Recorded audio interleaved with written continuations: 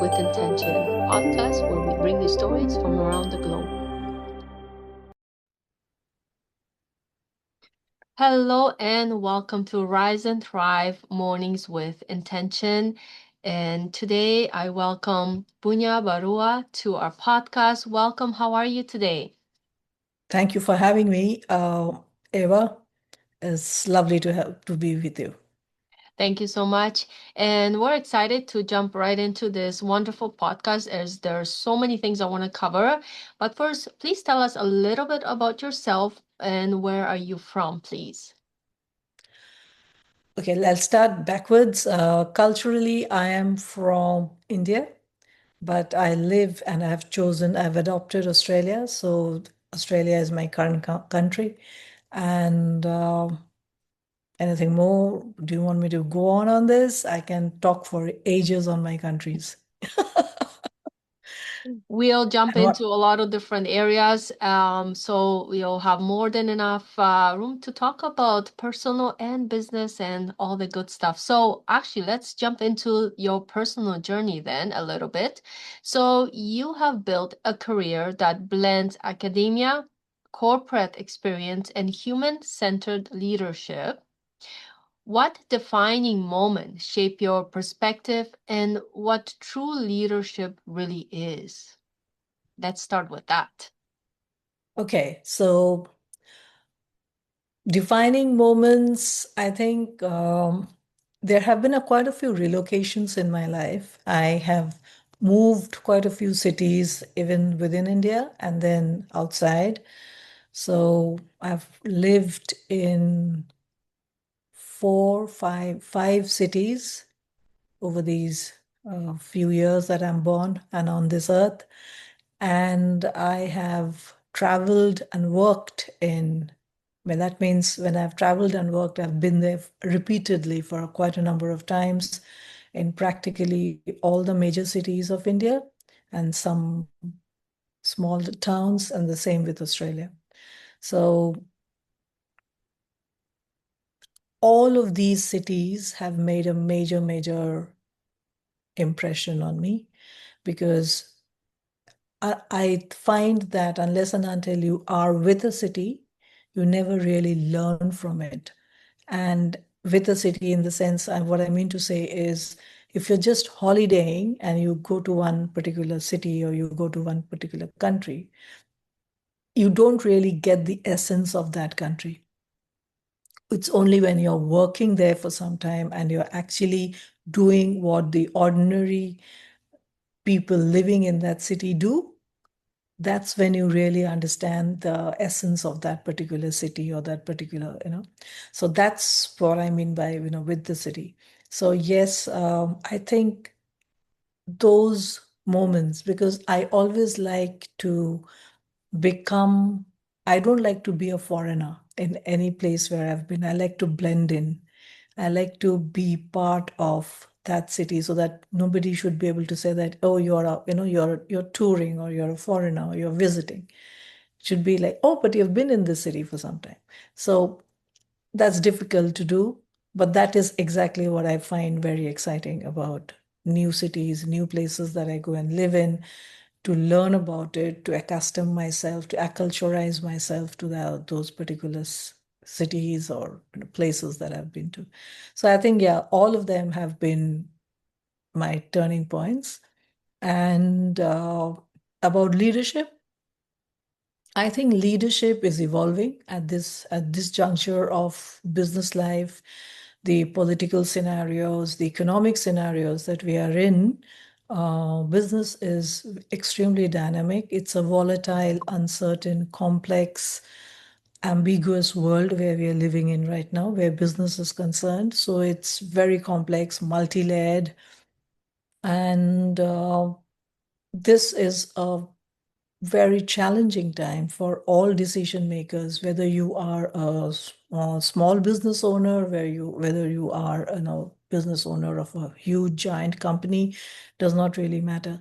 The risks are still there. The magnitude might be different, but there are quite a few risks. There are quite a few hedges that a person has to do and take and ride over it or tide over challenges that we are facing. So, true leadership at this juncture would mean, and I mean absolutely context based currently, is being adaptable, being collaborative, being able to bring out the best in yourself, which is being able to blend your inherent leadership qualities with your learned or keep growth mindset leadership qualities that you're learning all the time now, and blending that together to be a perfect self. And perfect is a word in quotes. Wonderful. Um, I want to go now shift a little bit to you being an author, something we both share, and you've been in multi different books. But today I want to focus on unshakable leadership. So when you hear this phrase, what does that mean to you personally, not just professionally? I think I can't differentiate between personal and professional because I think they both merge together. And after all, we are just one human being. So, the different masks that we wear, that might be different. But underneath those masks, we are the same human being. We are the same entity. So, whether if you are unshakable at work, you're also unshakable at home. It's not any ways different. Maybe the contexts are different, maybe the scenarios are different, but the essential person that you are, that remains the same. So from that perspective, unshakable leadership would mean a person or that kind of a leader who has been able to move with the times, ride the challenges, and gracefully gracefully face everything that has come its way, come your way, maybe positive, negative, everything. Does not have to be only successes or only failures, has to be, a balance of both, or even neutral situations. Not always you face successes or failures. Sometimes there are things that happen which are just status quo, neutral. So facing all of those with the same equanimity, I think that is unshakable leadership, to be able to take all that in and yet go forward. Hmm. Beautiful. So let's jump into maybe redefining leadership. In your research, leadership development and gender in the workplace, where do you think traditional leadership models are failing people today?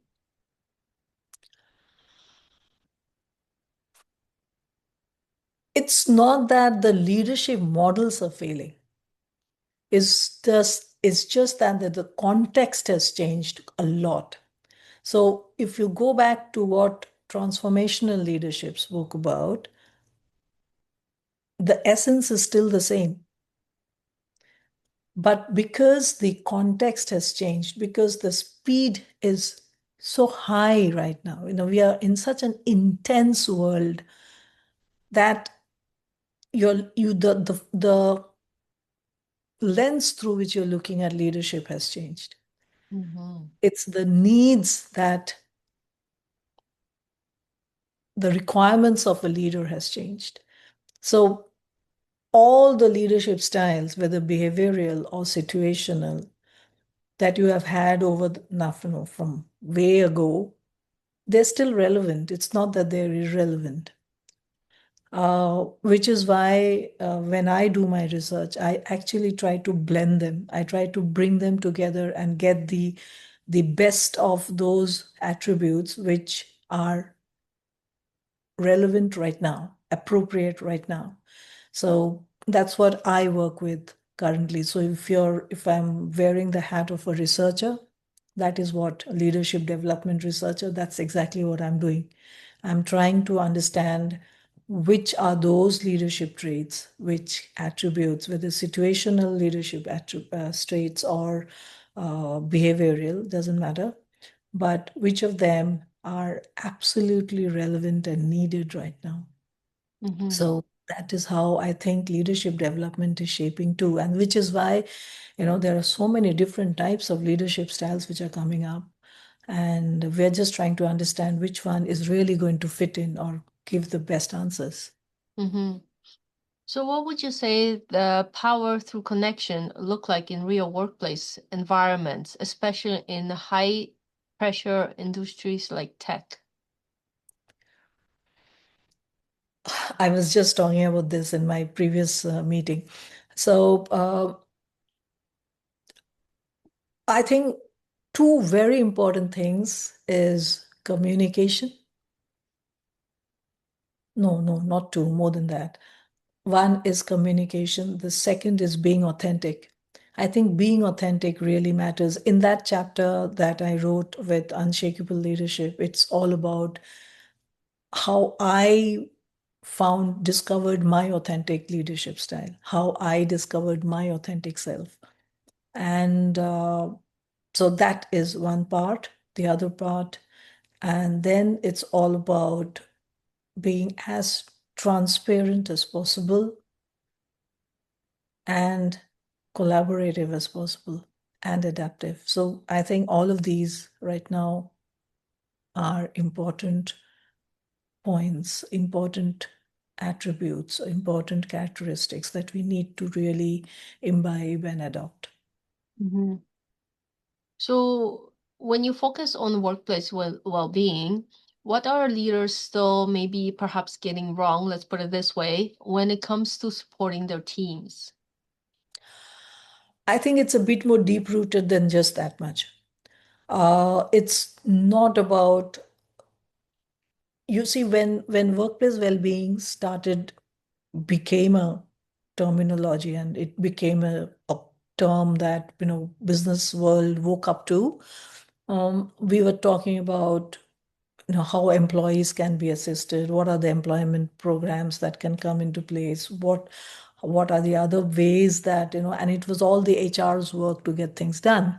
And they would get just get some programs, put it there and give it to the employees, let them do it. But and then it moved from that to leaders have to be part of it, managers have to be involved in it. That was the second part. But actually, it's deeper than that. It's much, much deeper than that. In fact, I was just reading about it from the WHO's reports recently, and it was about how the very design of a job is important right now. It is very important to give proper boundaries to what is the job made up of. What is the design of that job? How does that position really work? What does the role impact and expect? What is expected of that role, and how does that role impact? Things which I was lucky, I learned from one of my mentors. Uh, and that was way, way back somewhere, something 2000. I'm talking about 2004, 5, 6. That's the time I learned all this. But right now, this is more important. And that is what is causing workplace well-being. Is not really, I won't say it's not, it's causing, it's actually stopping workplace well-being from being successful at work. So even though there are organizations who have started, doing programs, some are doing it very seriously, some are trying to really support their employees, and some are just doing a tick box function. But whatever it is deeper than that, much, much deeper than that. Mm-hmm. And now the studies are saying that workforces are now actually not getting just burnt out from, it was stress, anxiety, burnt out. Now it is depression. So we are actually not improving. We are going backwards. We are regressing. And as a workforce, and if we are looking at it from thought leadership perspective, what we need to do is now move away from what can be done to support.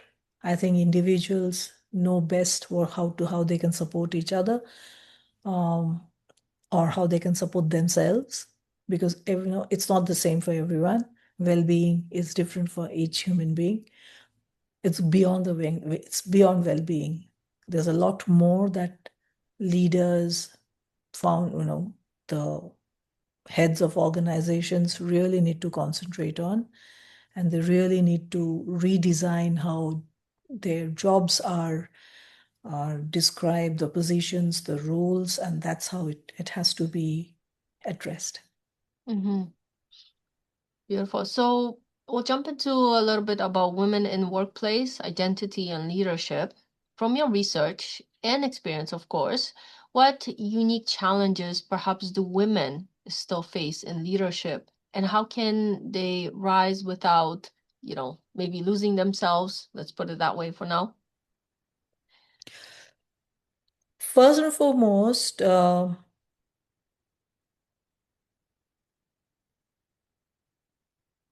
women, the work that they are doing, and there are women helping women. There are women leaders who are creating pathways for other women to come through. There are two, three things that really need to be addressed. Is from whatever I have understood so far.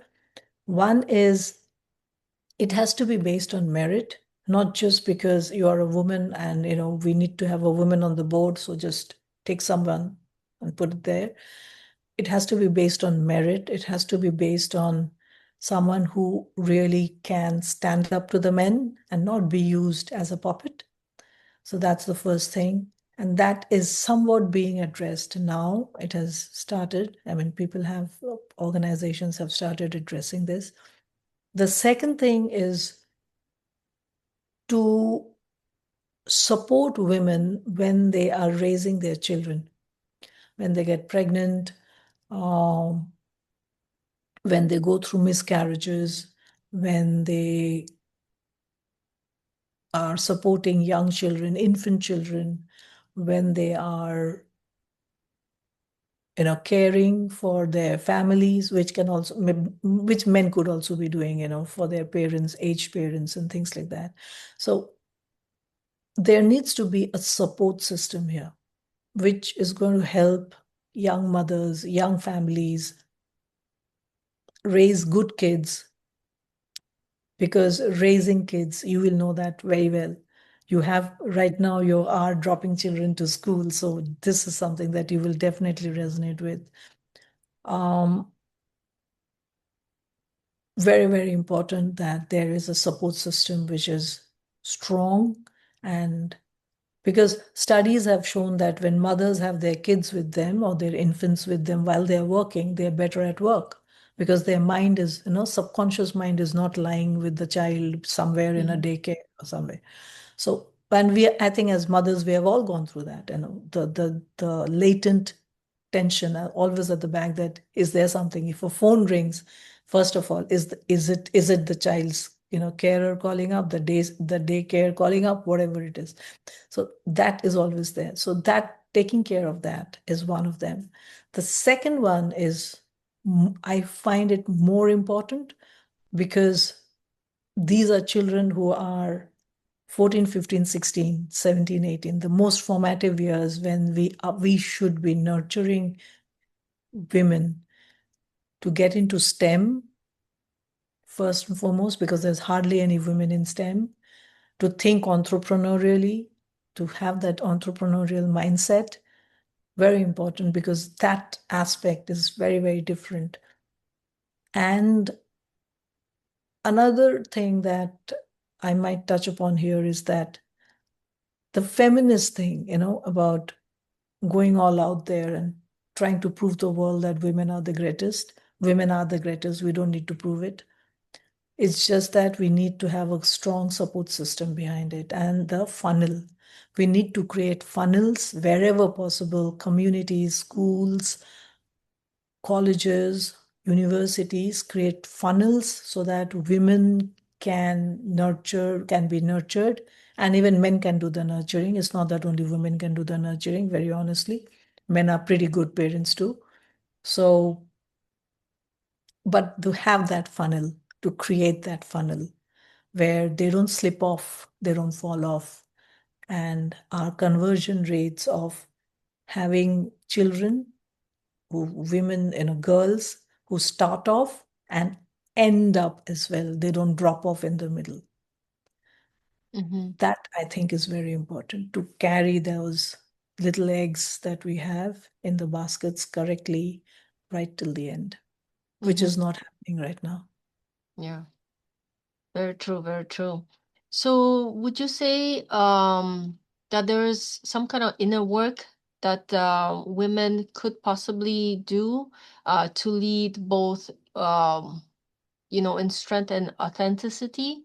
Like, is there something they could be doing to help themselves? First, foremost, I might touch upon something here which a lot of women may not agree with, and that is you don't really need to please everyone. You don't really need to, this is direct message to women, you don't really need to fit in. It's quite okay if you are,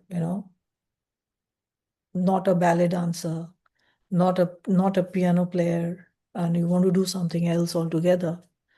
It's perfectly all right to be able to not please everyone around you, to be that good girl. I think that's very important to be able to accept yourself for who you are.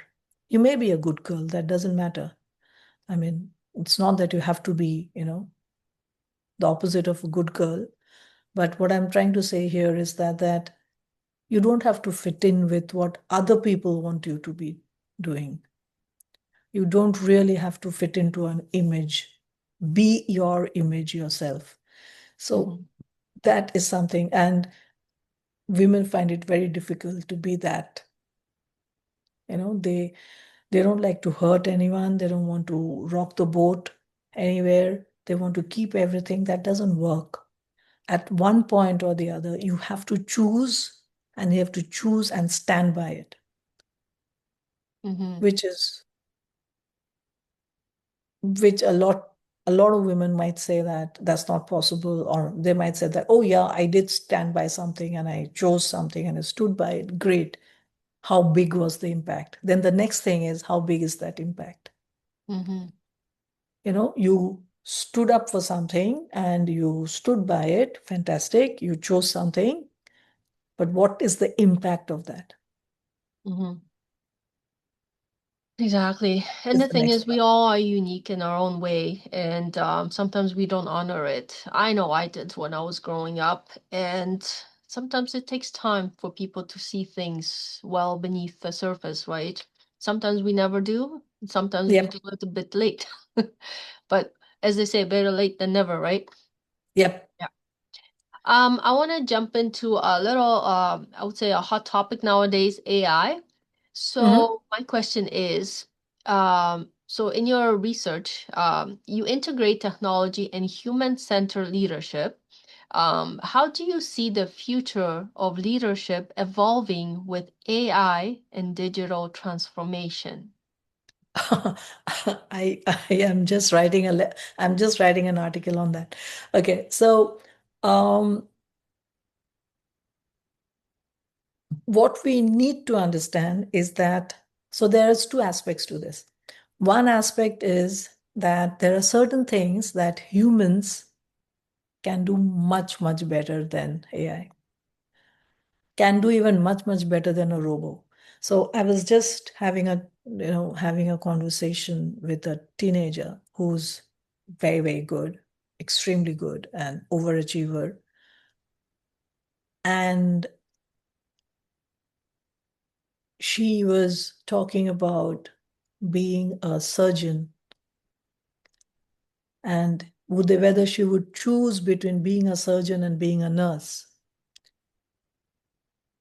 And she felt that if she didn't become a surgeon, she was not using her full potential. Mm-hmm.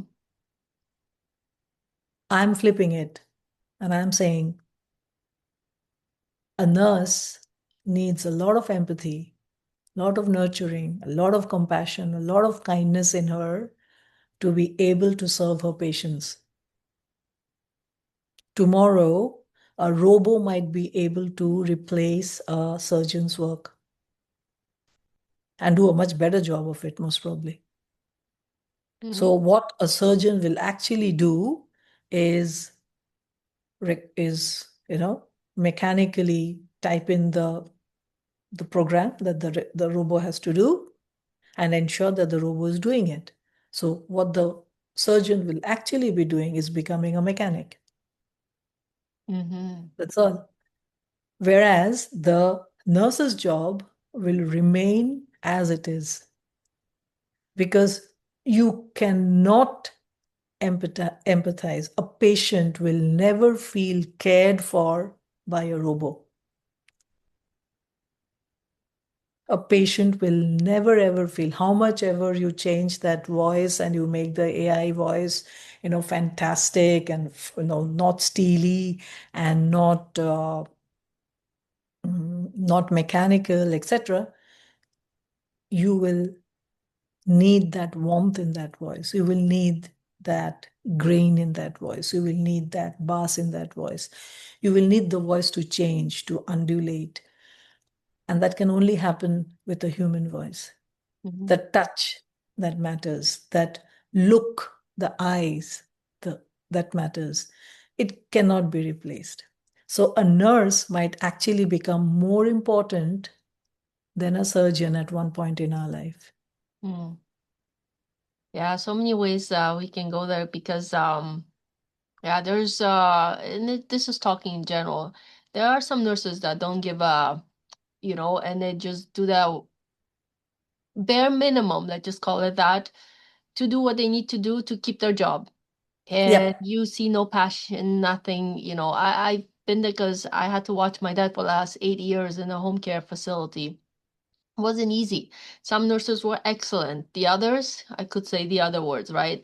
So it kind of makes you wonder, it's like, maybe in some cases the robot may be better than the nurse, but that's just, because, you look at everything, you can always look at something both ways because we have to explore it. If we don't, we won't see all the different angles, right? So I think there's a lot of room in both areas, which is very interesting, and that's why I say it's a hot topic because I hear, some people love AI, some people hate AI, and the thing is, I think comes down to how you really use it, because you can use anything for good or bad. That's why we have, love, hate, good, bad, and all that. So it's just how we use it, I think, because anything I can be used for different reasons, right?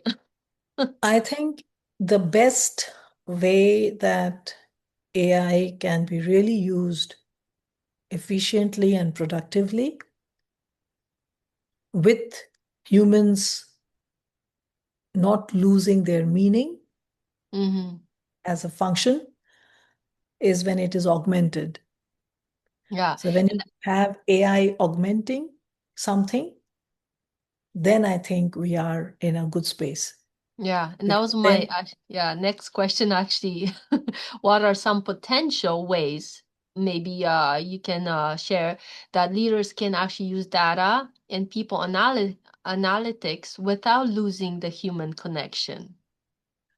where see the thing that happens with and anyone who's been using say ChatGPT or Gemini or any of those things, you'll have a tendency of playing with it for some time. Oh, It's yeah. like a new toy, and Yeah, you it play with is. it and you play with it, and you want Guilty to as see such. and you want to see where the analytics are going and how is it making its predictions and whatever that the we are moving from analytics and from predictive analytics, and how is it really doing that, and you just want to have fun with it. That is okay. Hmm. Having fun with it is one aspect, but when we have different things that will impact the work that you're doing and could affect a lot of other people. Sorry. Then you have to inject your thinking into it Mm-hmm. every time, every time, every time that you're doing something. And you've got to ensure that your the way you AI is being used is going to really help what the ultimate product without taking away your uniqueness, your distinctiveness, which is how you differentiate from the AI, and also how you present the work. So, like, I'll give an example. So I was working with my son and we were doing some posters, and I was having fun with, because now in ChatGPT you can actually put words and they come up with posters, Yeah. and having fun with that. And he was like, that looks so AI generated. I said, okay, so then let's do it another way. And then I shifted to Canva and I did the main things myself and I put it there. And then I added enhancing it Mm-hmm. with using Canva's tools and all that. And that was, I think, much better. So the end result. So I did the main work. The same thing I can talk about when I'm writing. When I write, I first write. And then when I'm editing, I use the AI to edit it for me, to the sentence structure, making it simpler, making it easier, grammatically keeping it correct, knowing where to break the content into paragraphs. Those kind of things, I use the AI. Yeah. The I writing, the content is mine. Yeah. Yeah, exactly. As long as, I was showing this book because I was also curious when I went into it, because you know what, anytime, like, just like anything, you're cooking, right? For example, I know it's off topic and not AI, but let's say you're cooking and then you feel like there's something missing in it. So of course you want to be like, okay, well, if I did this, would it make it better? Or if I added this, you play with it. So same with the AI when I'm writing something, because of course I'm an author too. And English obviously is not my first language. That doesn't mean I'm lowering myself to any means by checking a dictionary or AI. But if I gotta look through pages of dictionary where I can just type in something, instead of spending maybe 2 hours on something, I'll spend 5, 10 minutes. And then for me, I can accomplish something I'm working on a little faster and then gives me time to, for example, maybe spend time with family. So see, I'm, exchanging for a different value in my personal use, right? So I think there's nothing wrong with it to polish something to make it a little bit better, whether it's AI writing a little paragraph and just making ends meet, so it flows, or cooking and it's like, hey, AI, I have this, and that. Would you recommend something? And sometimes it gives you something you never thought, you know? So I think it's beneficial, but again, I agree like 100%. As long as your soul stays with it and not just all AI, I think it's good use of technology. Um, but again, everybody has their own opinions, and this one's mine, and we all are entitled This is difficult, but yeah, it's very difficult. It's very addictive. yeah, If you're continuously playing with it and you're getting outputs, oh, in 30 seconds you get an output, 45 seconds you get an output. It becomes addictive. So that awareness, having that self-awareness that these are the extra actions I took with the AI, which was not yeah, needed and had to be done by me. yeah. That is self-awareness. That is awareness knowing that, okay, so these are the places where AI cannot replace me and Mm-hmm. I need to do them. So this is the time I need to give to the work. And then after that, I can save that much time. Yeah. I always say everything has is within limit.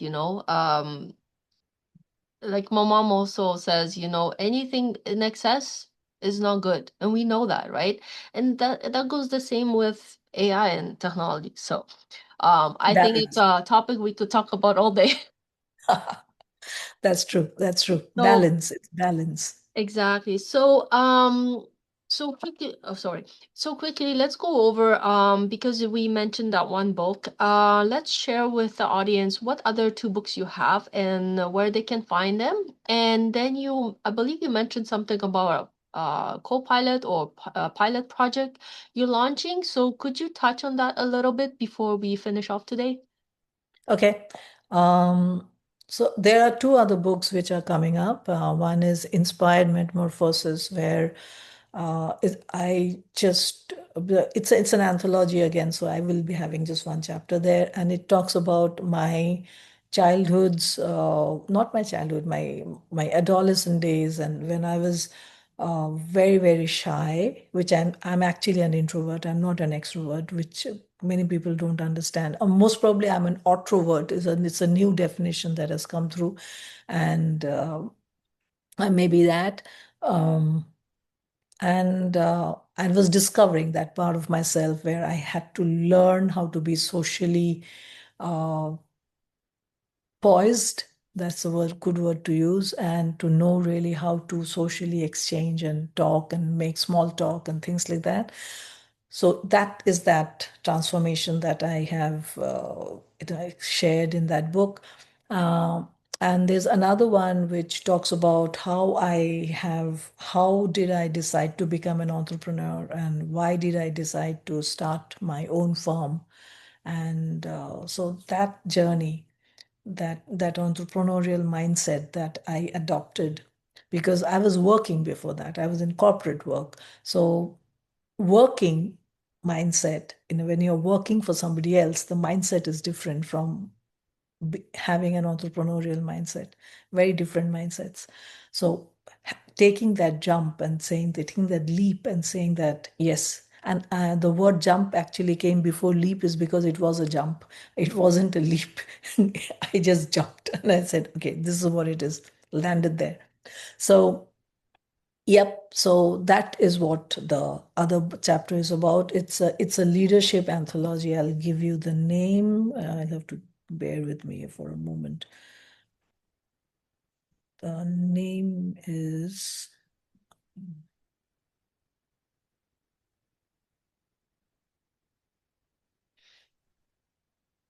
yeah, it's called LeadHERship uh, Anthology. That's what it is called. Okay. So, And it's on so that, Amazon, correct? I'm sorry. And it's on Amazon. Yeah, these will come on Amazon. They are not yet published, so they will be right now. I believe there are edits happening and things like that, Okay. and but it will be launched soon. I have another book which is not it's an academic book, so it has got case studies. It has got it's on workplace well-being, and that's on Amazon too.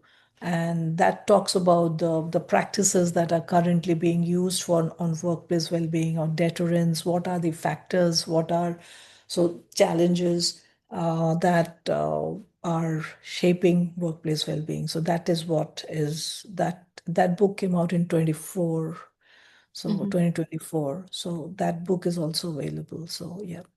Awesome. Brilliant. Well, thank you so much for sharing. I have just a couple more questions for you. If you could leave every listener with one powerful shift in how they see themselves as a leader, what would that be? Look at yourself in the mirror and see what you like. If you like anything there, note them down. And if you don't like anything there, note them down too. Awesome. But you have to be very, very sure that you are really looking at yourself in the mirror and not, there are no excuses, there's no gray zone, there's no fog, there's nothing else. Just you and the mirror and the reflection. Awesome. Love that. And one last official question of Rise and Thrive Mornings with Intention. Question is, how important do you think is to set intention first thing in the morning?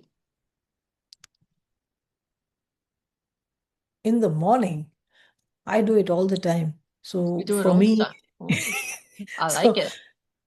so I have intentions that has milestones. So if I reach a milestone, my next intention happens, and then my next intention happens. So for me, it happens all the time. It is if I'm cooking something and I cook from scratch. I don't use preservatives. I don't use preserved stuff. Nothing. I cook from scratch. I don't cook every day of the week, but I think 3 days a week is what I cook. But when I cook from scratch, and that is when. So that's just an example. So if I find, and most of the time, because I am also working, I will either have a phone call happening, or I am checking something while I'm cooking. um, so something goes wrong, and I correct that. Hmm. So say salt, I add add some more salt. Then I correct that. And how do I do it? And all those kind of things, are intentional. So when I am able to correct it, that's a milestone reached. Hmm. Or if I've not had any mishaps, and I have been able to cook without any mishaps. That's a huge milestone for me because Hmm. then I haven't burnt anything. I haven't really scorched anything. The salt is fine, spices are fine, everything is in proper thing, and the color looks nice. The texture is good. So that's that day. There's a big, huge milestone reached, and so then the next intention happens that okay, so can I try the other recipe that I was thinking of? So, yep. So I keep the moment I reach a milestone, my next intention happens. Yeah, that's beautiful. I ask every guest that on the podcast to see what people think, how they think, what it means to them. So this is very beautiful. So we want to close on this. So thank you so much for watching today. Thank you for being a beautiful guest with me today. Thank you. And of course, all the information will be shared in this video, how to get in touch with Banya. So thank you so much. And I invite everyone to watch our 100th episode, which is going to be coming up pretty soon. So thank you and have a wonderful day, everyone. Take care. Bye bye. Congratulations, Eva, on your 100th. Thank And you so thank you for much. having me. You're welcome. Take care, everyone.